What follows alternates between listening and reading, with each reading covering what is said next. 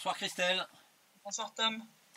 Alors nous sommes le 30 mars 2019, nous sommes arrivés au 134e SITREP et demain, on en reparlera plus tard, ce sont les élections présidentielles en Ukraine avec le cortège de fraude qui se prépare. Alors en attendant, le bilan humain et le bilan matériel concernant les bombardements ukrainiens dans les républiques est pas bon, hein, pas bon du tout.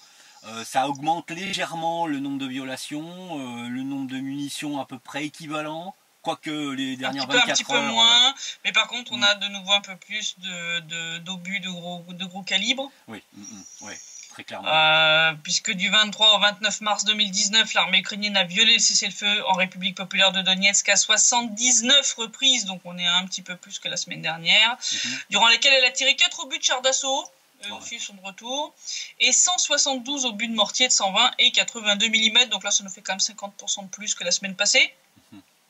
Si on rajoute toutes les munitions de calibre inférieur du type véhicule de combat d'infanterie, lance-grenades, système de défense anti-aérien, lance-roquettes, armes légères, on arrive à un total de 837 munitions, donc on est un petit peu moins que la semaine passée. Ces tirs ont touché 21 localités de la République. Il faut y rajouter les 9 violations et 127 munitions, dont 69 obus de mortier de 120 et 82 mm, tirés par les forces armées ukrainiennes durant les dernières 24 heures. Et il faut aussi y rajouter les 20 obus d'artillerie de 152 mm et les 6 obus de mortier de 120 mm qui ont été tirés sur la zone du point de passage de Yelenovka le 26 mars.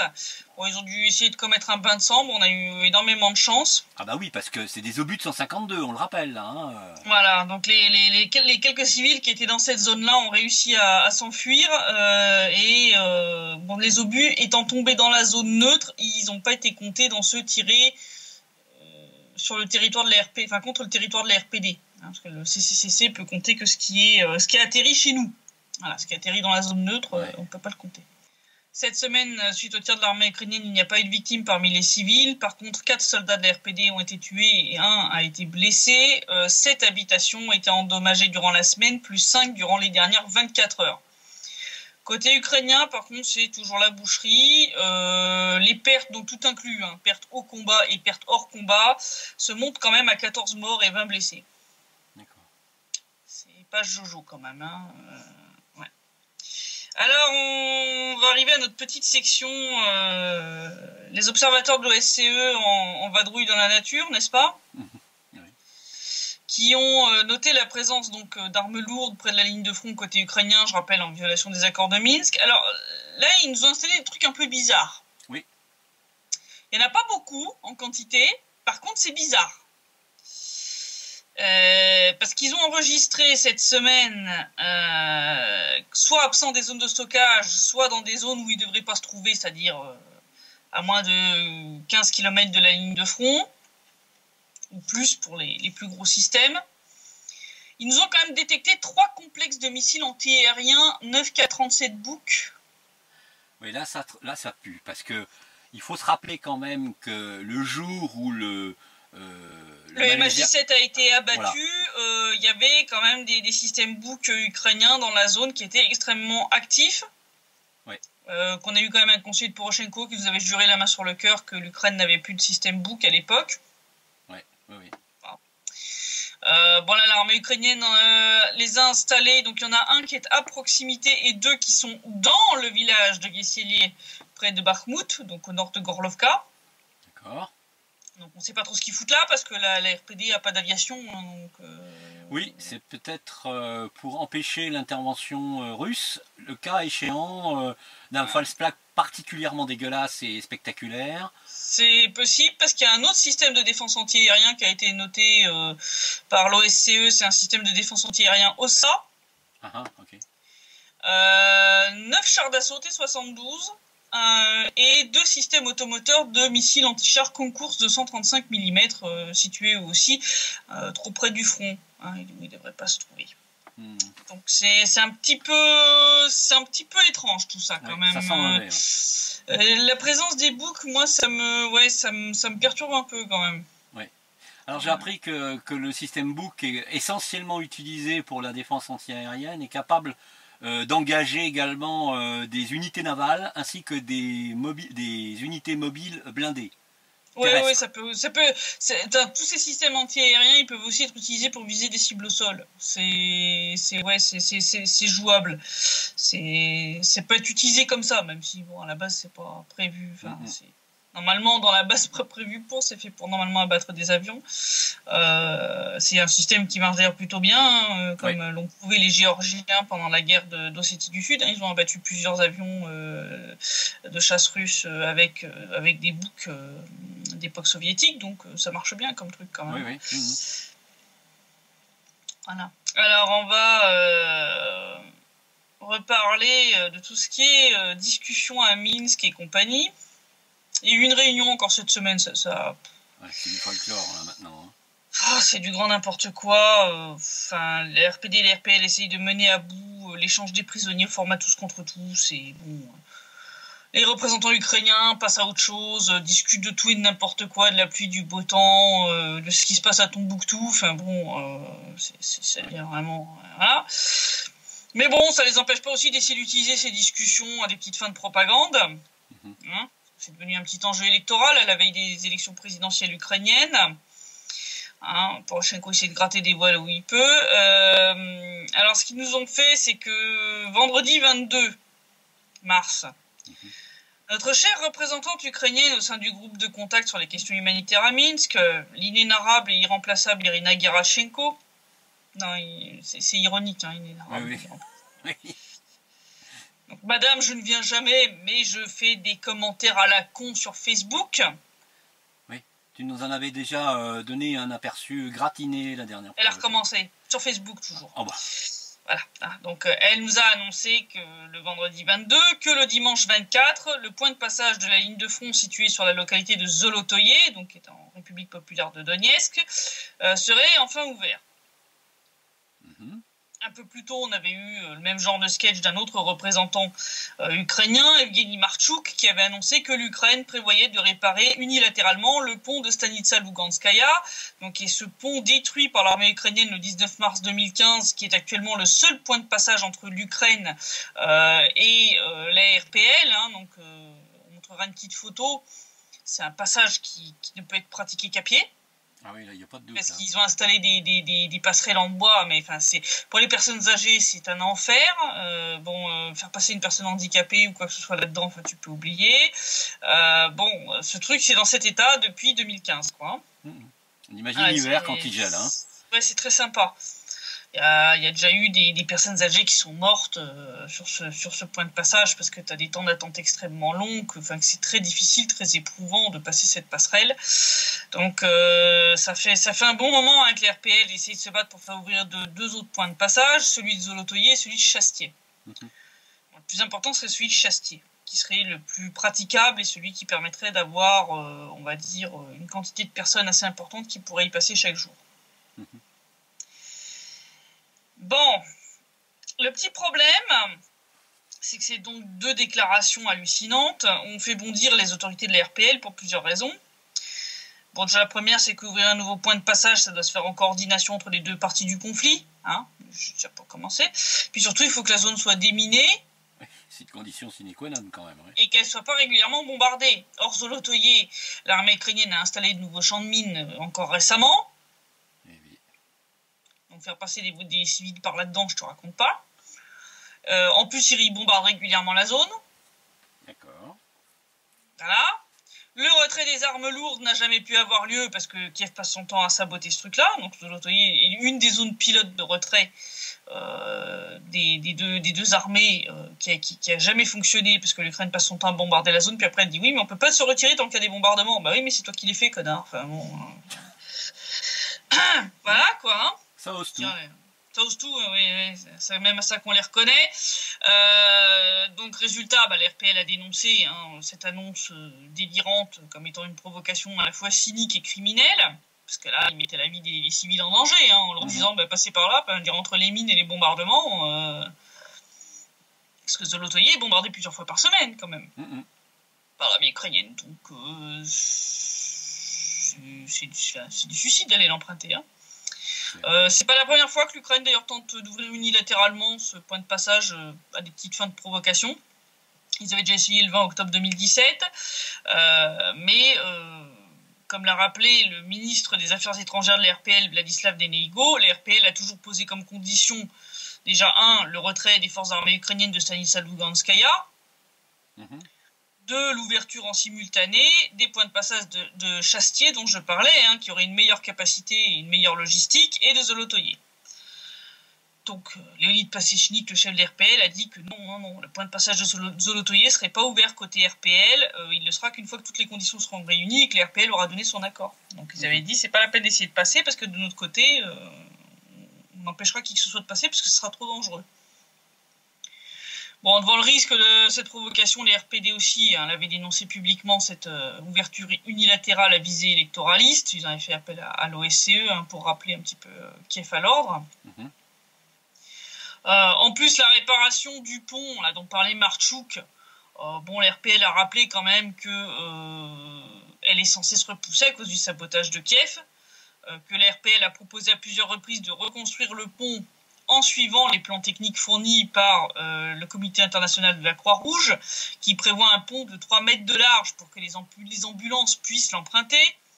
Or, Kiev veut imposer une limite de 2,20 mètres de large qui empêcherait les ambulances de traverser la rivière. Ouais, voilà. Forcément. Voilà. Bon, devant la levée de bouclier, Kiev a reculé. Donc, ils ont renoncé à ouvrir réellement le point de passage. Par contre, ils n'ont pas renoncé à s'en servir à des petites fins de propagande. Comme d'habitude, en plus, ils nous ont fait ça de manière merdique. Ils se sont tous emmêlés les tartines. Ils n'ont pas été foutus d'être raccords, quoi. Entre eux. Après, ils se plaignent qu'on dise des choses sur eux. Oui. Et après, ils disent que ce qu'on raconte, c'est de la propagande. Voilà. Alors, résultat, dimanche matin, le service des gardes frontières ukrainiens rapportait que le point de passage de Zolotoye avait été ouvert à 7h du matin, suivant les ordres du commandant de l'opération des forces interarmées, ce fameux Sergueï Naïev. Puis vers midi, la partie du texte concernant Zolotoye a disparu du rapport des gardes frontières. Au même moment, à peu près, cette chère Irina Gerashenko écrivait de nouveau sur son mur Facebook. Toujours, elle communique comme ça. On a Donald Trump avec Twitter, puis Irina Gerashenko avec Facebook. Quoi, tu vois, c'est une nouvelle méthode de politique. Donc elle nous a pondu que son collègue Evgeny Martchouk était en contact avec Naïev pour l'ouverture du point de passage. Le même Naïev qui annonçait que tout était prêt, alors que le service de presse de l'opération des forces interarmées, dont il est le commandant en chef, juste pour rappeler le truc, avait lui annoncé sur sa page Facebook qu'il n'était pas possible d'ouvrir le point de passage de Zolotoye. Ah oui, ils sont même pas d'accord entre eux. Bravo. Ouais. Entre le chef du truc et le service de presse, c'est un petit problème de communication. Pour finir, dans l'après-midi du 24 mars, des rapports annonçaient que le point de passage était opérationnel et que 142 personnes l'avaient franchi, alors que dans le rapport du 25 mars, le point de passage de Zolotoye n'était pas inclus dans la liste des points de passage opérationnels.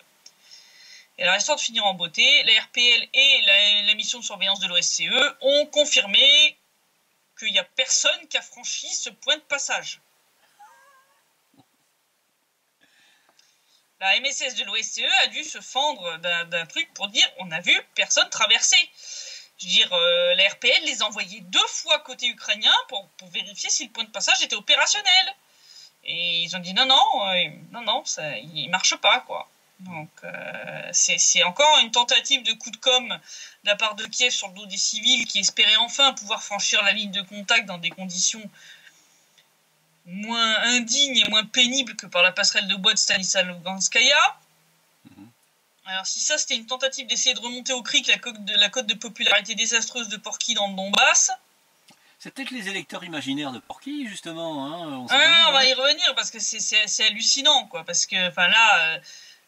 et j'exclus même pas qu'ils avaient peut-être en tête aussi des scénarios encore plus cyniques d'utilisation de cette provocation. Oui. Parce que, comme tu dis, entre les champs de mines et les bombardements... Oui. La possibilité que les civils qui traversent ce truc soient transformés en hachis parmentier, t'avais un risque quand même. Oui, assez élevé, Ouais. Donc, non, je confirme, hein, les élections ukrainiennes qui vont avoir lieu, là, c'est vraiment les plus dégueulasses et les plus immondes que le pays ait jamais connues. Hein. On est tous d'accord là-dessus. Je veux dire, tous les analystes là-dessus, il n'y a pas de controverse. On en touchera un mot à Macron un jour. Ça s'est bien passé. Hein. Vous avez regardé ou les avez observés la façon dont ça s'est passé, les élections ukrainiennes, Monsieur Macron? Ceci dit, il y a des controverses aussi et puis des suspicions assez musclées concernant sa propre élection à lui. Donc, il n'a peut-être pas moufté. Hein. Voilà, c'est ça, exactement. Je vais reparler de ces histoires de coupure d'eau dont j'avais parlé dans un site précédent. Bon, on va échapper à la coupure de flotte. Je pense que les gars de l'OSCE ont dû visionner mon site rep ou lire mon article, parce que je sais qu'ils les lisent. Donc, je pense qu'ils ont tiré la sonnette d'alarme. Tu penses que c'est pour les douches ou c'est pour le pastis qui leur manque? Je pense que c'est surtout pour les douches, parce que pour le pastis, tu peux mettre de l'eau minérale dedans, tu vois. Oui, c'est vrai. Et pour doucher avec des bouteilles d'eau minérale, c'est un peu compliqué quand même. Oui, c'est vrai, tu as raison. Ça coûte cher. C'est vrai. Ça coûte cher. Hein. Non, c'est pas pratique. Ouais, non. C'est la société Eau du Donbass qui a averti que les installations donc de pompage en eau de l'eau qui sont côté ukrainien ne seront pas privées d'électricité, en tout cas pour l'instant. Combien de temps ça va durer, bonne question. Oui. Les faits ont été donc rapportés par le service de presse du ministère de la Construction de la République populaire de Donetsk.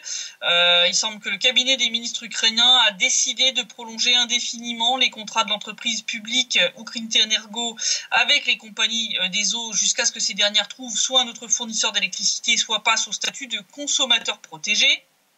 Donc il dit que pour l'instant, ces stations de pompage ou d'épuration ne seront pas déconnectées de l'approvisionnement en électricité à cause de ces fameuses dettes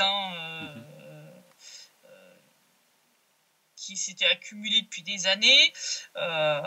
Donc ça, à partir du 1er avril, on va toujours pouvoir continuer à se doucher, ça va, on va pouvoir...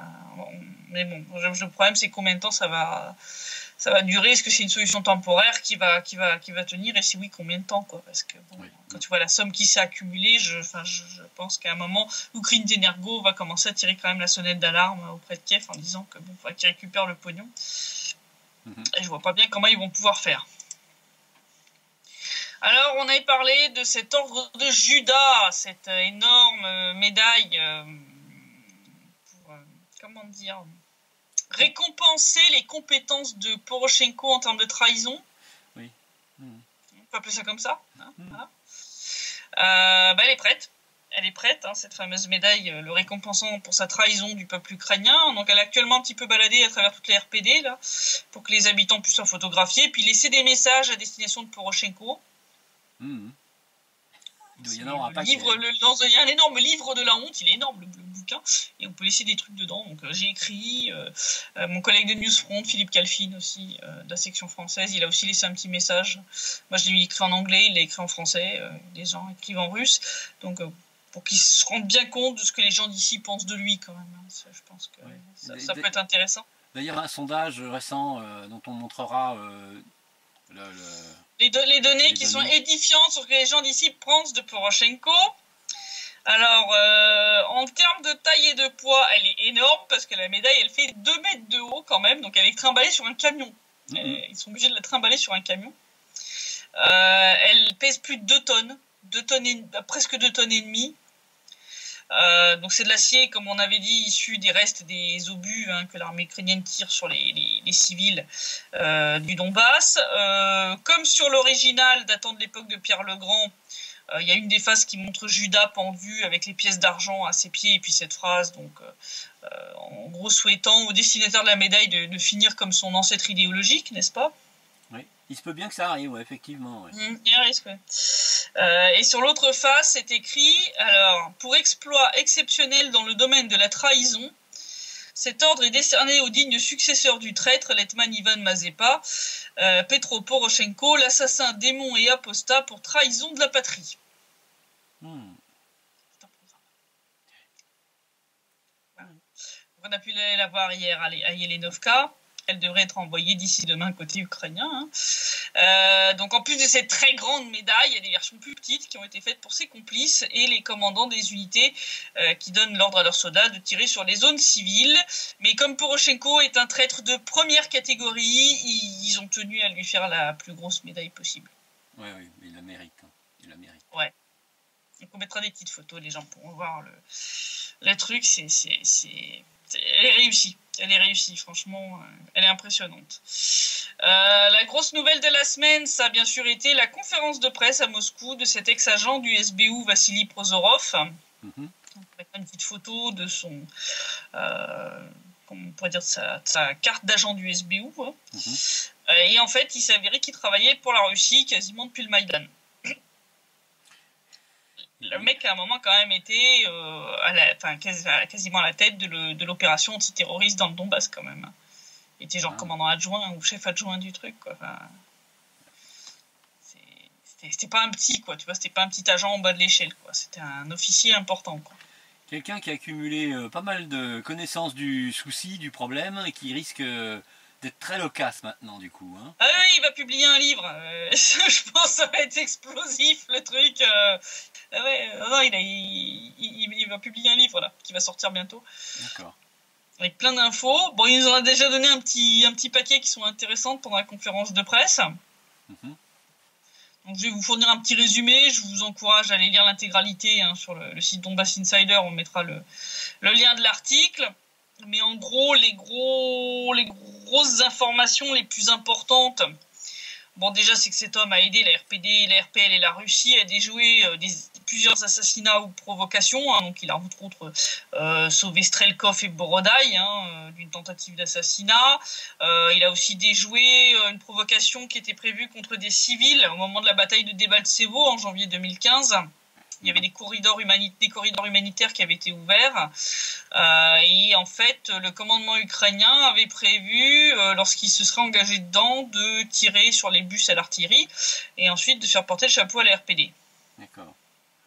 Donc, il a prévenu la Russie, qui a organisé la fuite de l'information dans les médias, ce qui a permis l'abandon du projet par le commandement ukrainien. C'est pour ça qu'on dit, quand on annonce ce genre de truc, qu'après ça se produit pas, c'est pas parce que c'était pas prévu dans les tuyaux. C'est juste qu'une fois que c'est éventé, si ça se produit, ça confirme que c'était bien. Voilà, donc ça complique leur travail. Donc ça montre que c'est important quand on fait ça. Ouais. Parce que les criminels qui font des saloperies de ce genre-là, ils aiment pas avoir de la publicité. Hein. Ils aiment pas trop la pub.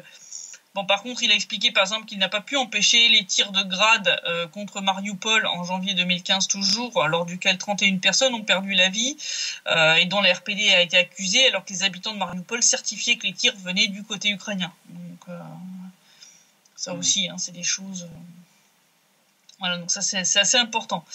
Il a aussi dénoncé l'ampleur des pillages en 2014-2015. Donc à l'époque, le SBU menait des raids de vérification dans les bureaux de la Nouvelle Poste ukrainienne. Ils ont découvert des micro-ondes avec un sandwich desséché à l'intérieur. Des affiches dans les bureaux de poste annonçant que les machines à laver avec de l'eau encore dedans seraient refusées pour expédition. Ouais, ça en dit long. Tu vois ça, bon. Il a même vu des bataillons spéciaux comme Dniepr envoyés vers Dnipropetrovsk, des colonnes de voitures volées, dont des Lexus, des Porsche Cayenne. C'est du gangstérisme. Hein. Oui, c'est de la mafia. C'est ce que je vous dis, c'est de la mafia néo-nazie. Il a même expliqué que certains bataillons, en fait, arrêtaient des voitures qui leur semblaient intéressantes la nuit sur l'autoroute. Puis s'il n'y avait personne, ils tuaient le propriétaire de la voiture, l'enterraient dans un champ et puis repartaient avec la bagnole. C'est fort. Intéressant, hein. C'est beau des libérateurs comme ça. Oui, ils sont venus libérer le Donbass. Oui. Et la France, l'Allemagne, les États-Unis soutiennent ce genre de... Finance aussi, finance. Je rappelle que les États-Unis ont sorti combien qu'ils ont dit qu'ils avaient mis sur la table pour armer l'Ukraine, là encore. Enfin bon, c'est encore des montants... indécents. Ouais. Il a aussi confirmé le développement galopant du nazisme, et pas seulement au sein des bataillons spéciaux, mais désormais aussi au sein de l'armée régulière et de la garde nationale. Donc là, je vais le citer in extenso parce que c'est assez édifiant. Il dit, en parlant des crimes commis par les forces armées ukrainiennes dans le Donbass, il est impossible de ne pas mentionner qu'ils ont été rendus possibles en grande partie à cause des idéologies nazies et fascistes largement répandues. Je ne parle pas seulement des bataillons dits de volontaires où cette idéologie est monnaie courante. J'ai vu par moi-même des croix gammées et des insignes SS sur leurs casques en acier et des tatouages de croix gammées à bien d'autres endroits également. Ils se saluent avec le salut nazi en étendant leurs bras droits en l'air. Et dans les baraquements, ils gardent des drapeaux avec des croix gammées et des symboles des divisions SS sur les murs. Je parle maintenant des idées nazies répandues dans des divisions ordinaires des forces armées ukrainiennes et de la garde nationale opérant sur le terrain. Vous vous souvenez de ce parachutiste de la 95e brigade portant un écusson de la division SS Totenkopf sur son uniforme lors d'une visite du président Poroshenko, ou le commandant du 503e bataillon de marine gardant une photo du SS Obersturmbannführer Otto Skorzeny dans son bureau. Vous conviendrez que tout cela parle de lui-même. Effectivement. Je pense que plus clair que ça, tu meurs quand même. Moi, les gens qui viennent te dire que ces gens-là sont pas des nazis... Ouais. Il a aussi dénoncé clairement le fait que les agents du SBU et les soldats d'ailleurs ukrainiens se comportent comme des occupants dans le Donbass. Il a confirmé aussi la pratique des prisons secrètes et de la torture. Donc il a entre autres parlé d'une prison qui est située dans des espèces de sous-sols de l'aéroport de Mariupol. Prison qui est surnommée la bibliothèque. On montrera une petite photo de ce charmant endroit où les détenus sont enfermés dans d'anciennes chambres froides. Sa description des salles où les gens sont torturés, c'est assez terrifiant. Il te parle de salles où le béton est imbibé de sang. Ah oui, carrément. Ouais. Et les murs griffés par les ongles des prisonniers. Ça rappelle les témoignages des rescapés des camps de concentration, ça, quand même. Ouais. Donc ça en dit long. Hein. Il a aussi expliqué comment le SBU arrêtait illégalement des gens, les torturait pour obtenir des aveux signés, puis relâchait la personne pour l'arrêter de nouveau légalement 5 minutes après avec les aveux antidatés. D'accord. Voilà. Et puis si quelqu'un posait la question, ouais, mais le mec il a les côtes cassées, il a la tronche à l'envers, il suffisait de répondre, qu'est-ce qu'on en sait, il était dans cet état quand nous l'avons arrêté. Bien sûr. Voilà. Il tombait. Il a aussi... Oui, il est tombé tout seul. C'est comme la dame là à Nice, elle était tombée toute seule. Oui. Bon, il a fallu quand même que le procureur reconnaisse une évidence quand même, hein, parce que là ça commençait à devenir extrêmement louche. Le petit problème, c'est qu'en plus à Nice, t'as de la vidéosurveillance partout. Alors... Ah oui, c'est vrai, oui, absolument. C'est une des villes qui est effectivement très équipée sur ce. Donc là, pour le coup, ça a servi. Bon, il a aussi souligné que chaque bataillon de volontaires avait ses propres prisons secrètes. Entre autres, le fameux bataillon Tornado dont il a parlé, dont on avait déjà parlé aussi, hein, certains de ses membres ont été envoyés en tôle, hein, il avait vraiment aménagé un atelier de torture dans sa base, avec des gens accrochés à un chevalet à la limite de la mort. Enfin, tu te dis... on est tombé où là? Moi, il a expliqué que les techniques de torture, ça va des coups à l'asphyxie avec des sacs, des écartèlements, voire la technique israélienne du simulacre de noyade. Alors pour ceux qui ne savent pas ce que c'est, vous êtes allongé sur le dos, on vous met un chiffon sur le visage et puis ensuite on verse de l'eau dessus. Ça donne la sensation de noyade, ouais. C'est très flippant. C'est très flippant. Il a expliqué comme ça qu'il y avait un gars qui craquait pas sous les coups, ils lui ont fait subir ça au bout de 20 minutes, il disait tout ce que les mecs lui voulaient, quoi, tu vois. Donc, je pense que voilà, c'est assez édifiant. Il a aussi confirmé que les assassinats de commandants en RPD et en RPL sont des opérations spéciales des services ukrainiens et pas du tout des histoires de règlement de compte à hockey choral. Pour Motorola et Givy, il a même dit qu'il savait à 100% que c'était une opération de la 5e direction du département de contre-espionnage du SBU et des forces d'opération spéciales des forces armées ukrainiennes. Donc cette 5e direction, c'est celle qui est employée dans tous les actes de terrorisme, de sabotage, déploiement de réseaux de partisans. Et ces gens-là sont entraînés par des instructeurs qui viennent d'où? États-Unis et Grande-Bretagne. Ah. Tiens. vous cherchez les fils de pute en chef, vous trouvez toujours ces deux pays-là. Les mêmes entraîneurs pour les terroristes en Syrie. Mais oui, c'est les mêmes entraîneurs aussi d'ailleurs qui entraînent les agents du SBU, puisque Prozorov a expliqué que la CIA et le MI6 sont bien présents en Ukraine. On se retrouve les agents de la CIA, eux vivent assez discrètement à Kiev et dans sa banlieue, puis viennent au bureau central du SBU pour des réunions ou planifier des opérations secrètes. Il a donné le nom de 2 agents du MI6 d'ailleurs.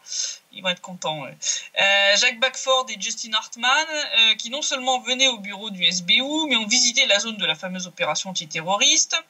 Il a parlé aussi d'Harry Reid, un membre de l'agence de renseignement du ministère américain de la Défense, qui est allé à Berdichev superviser les bérets verts américains qui y entraînaient les forces spéciales ukrainiennes. Voilà. Et puis en termes d'entraînement à la torture... Il a mentionné Georgi Kalandadze, ancien chef d'état-major de l'armée géorgienne, qui lui a formé les bataillons de Dniepr et Azov non seulement au combat, mais aussi aux méthodes d'interrogatoire et à la torture. Ah oui. Magnifique. Non, c'est magnifique, je vous dis. Et puis bien sûr, il a parlé aussi du cas MH17, KMH17. Pour lui, clairement, l'Ukraine est impliquée dans la catastrophe. Ce qui lui a mis la puce à l'oreille, c'est la réaction rapide, presque instantanée des autorités ukrainiennes. Oui, comme il l'a dit, en temps normal, ça n'arrive pas. En temps normal, il faut du temps, tu vois, avant de il y a la stupéfaction, puis après il y a la désorganisation, donc ça prend du temps. Obtenir l'info et ensuite faire une déclaration. Là, en fait, la vitesse à laquelle Kiev a réagi à ce truc-là, ça montre que, en gros, ils savaient à l'avance que la catastrophe allait avoir lieu et qu'ils avaient déjà préparé les déclarations et réactions appropriées.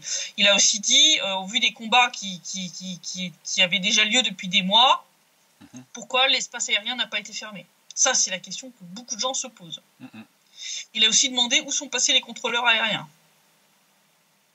Je crois qu'il y en a un qui a disparu, effectivement. Donc, il y a 2-3 questions. Pour lui, clairement, si la Russie avait été impliquée, il l'aurait su.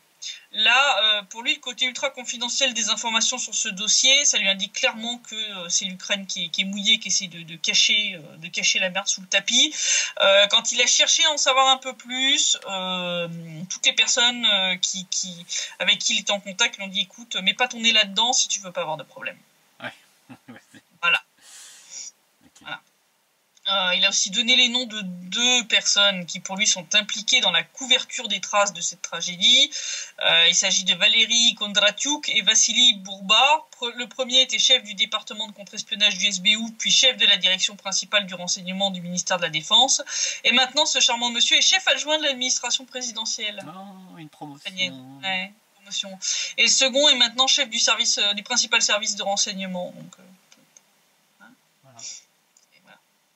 C'est comme certains juges ou procureurs qui obtiennent des petites promotions en échange du fait qu'ils enterrent des dossiers. Oui. Petite crotte de nez. Voilà. Oui. Les gens qui sont au courant de la situation en France comprendront de quoi je parle. Et surtout de qui je parle. Oui, absolument. Il a terminé en prédisant même que Poroshenko sera réélu grâce aux âmes mortes, aux listes de gens du Donbass, de ceux qui vivent en Russie, et surtout grâce à l'implication du SBU dans le comptage des votes. D'ailleurs, il a souligné que les salaires des agents du SBU ont récemment été augmentés. Comme par hasard. Par hasard. Tada.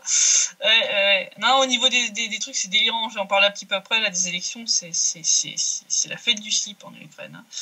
On va parler un petit peu. J'avais parlé de ces augmentations de charges communales. Depuis le Maïdan, qui mettent l'Ukraine dans une situation, enfin les Ukrainiens surtout dans des situations de faillite personnelle.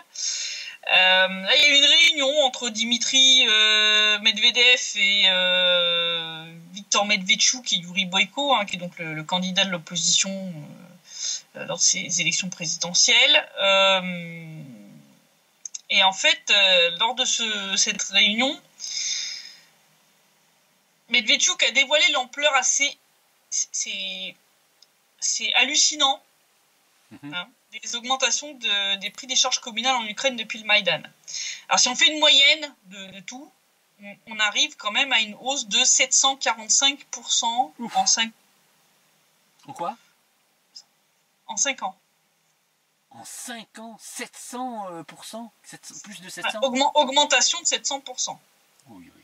Donc ça veut dire que vous prenez votre truc, vous le multipliez par 8. Voilà. Vous prenez votre facture d'électricité actuelle, puis vous la multipliez par 8. Non, c'est insupportable ça. Voilà. Les prix du gaz ont augmenté de 1080%, le chauffage de 1220%. D'accord. Et là, comme le soulignait le présentateur télé, donc on mettra le lien vers la vidéo de Vesti, c'est que là, on est dans cette situation-là, alors que le gaz pour les Ukrainiens est actuellement au prix de 317 $ les 1000 mètres cubes. Mm-hmm. Sauf que sur exigence du FMI, à partir du 1er janvier 2020, il va passer à 461 $ 1000 mètres cubes. Vous voyez le délire quand même. Voilà. Non, c'est du délire. En plus, Yuri Boyko a souligné que le gaz, qui est en fait du gaz russe, qui est actuellement vendu à l'Ukraine, hein, parce que moi, ça me fait rire quand Poroshenko hurle, oui, il y en a qui veulent nous rendre dépendants du gaz russe. Mais ce que vous achetez, c'est du gaz russe. C'est juste que, comme l'a dit Boyko, vous l'achetez via l'Europe, sans contrat, à travers des montages opaques, des intermédiaires de l'ombre, des trucs pas nets, qui font grimper la note de 100 $ les 1000 mètres cubes. Et au final, c'est les citoyens ukrainiens qui payent la note. Mmh. Mais c'est du gaz russe. C'est pas du gaz européen, il vient pas de Mars, il vient pas de Pluton. Donc, c'est du gaz russe, faut arrêter les conneries. C'est du grand n'importe quoi. Du grand n'importe quoi. C'est comme les élections ukrainiennes, d'ailleurs. Oui. Non, quand je dis vraiment que c'est les élections les plus sales que le pays ait jamais connues, c'est vraiment ça. Des journalistes du journal strana.ua ont dévoilé de quelle façon Poroshenko veut se livrer à une fraude électorale massive. Strana a découvert que le registre électoral du pays comprend des personnes dont tout le monde sait qu'elles sont mortes et qu'il pourrait y avoir ainsi jusqu'à 200 000 électeurs fantômes de ce type sur les listes. D'accord. Ouais. C'est déjà Strana qui avait dévoilé un système de corruption massive des électeurs parce qu'ils ont découvert que le nombre de ceux qui ont le droit de vote a tout d'un coup augmenté d'1 million.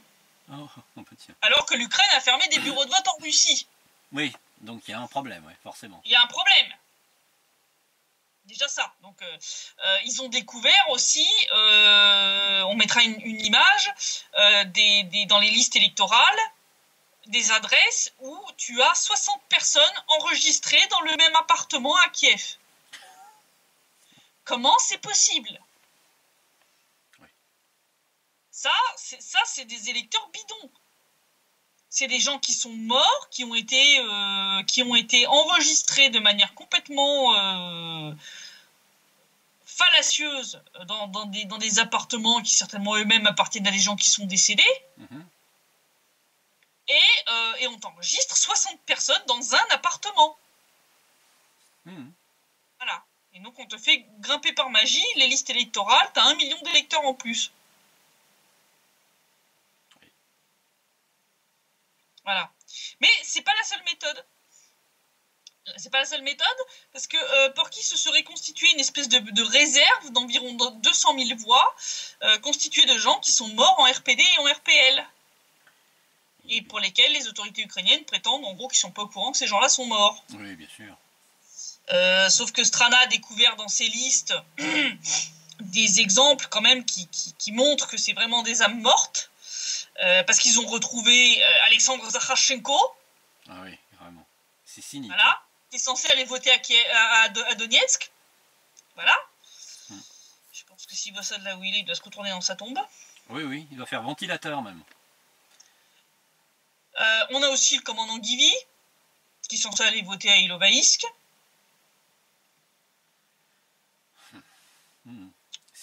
Non, sincèrement, enfin, là, c'est quand même hallucinant.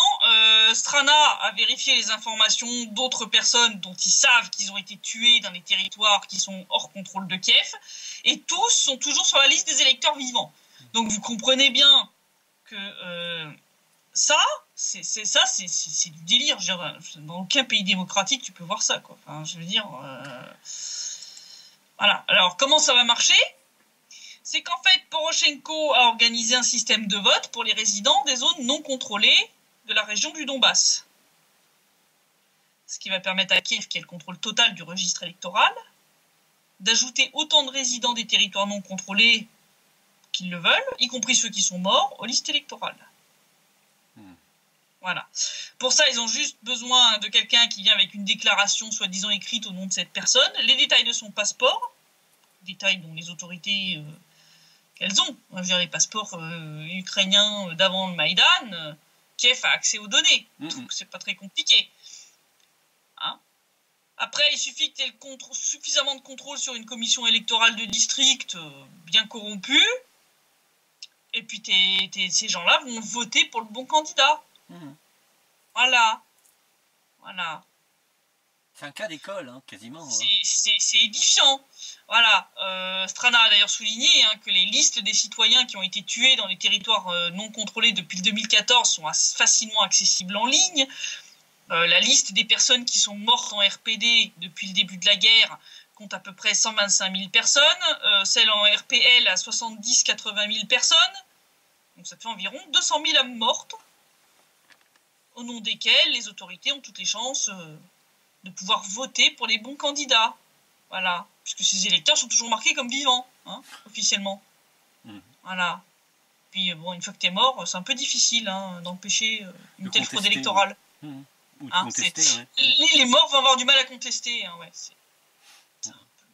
C'est un peu compliqué. D'ailleurs, les habitants de la RPD s'y trompent pas. On va montrer un petit sondage qui a été fait là en République populaire de Donetsk. Un prestigieux sondage local de DNR Live qui a demandé par téléphone aux gens, voilà, si vous pouviez voter lors des élections ukrainiennes, pour qui vous voteriez? Bon, sans surprise, c'est Boyko qui est en tête avec 9 et quelques %. Bon, pour qui est à 0? Il n'a même pas décollé, lui. 0.0, voilà, ça fait la tête à Toto. Mais les plus gros scores, c'est les 35,5% qui disent en gros qu'ils s'en fichent. C'est-à-dire que c'est ceux qui ne suivent pas la vie politique ukrainienne. En gros, la politique ukrainienne, on s'en fout. Et les 46,3% qui disent que ce ne sont pas des élections, mais une farce. D'accord. Ça fait 80% de gens qui vraiment... Voilà. On est bien conscient que c'est du grand n'importe quoi. Et qu'en gros, ça vaut même pas la peine de s'y intéresser parce que c'est vraiment le cirque. Voilà.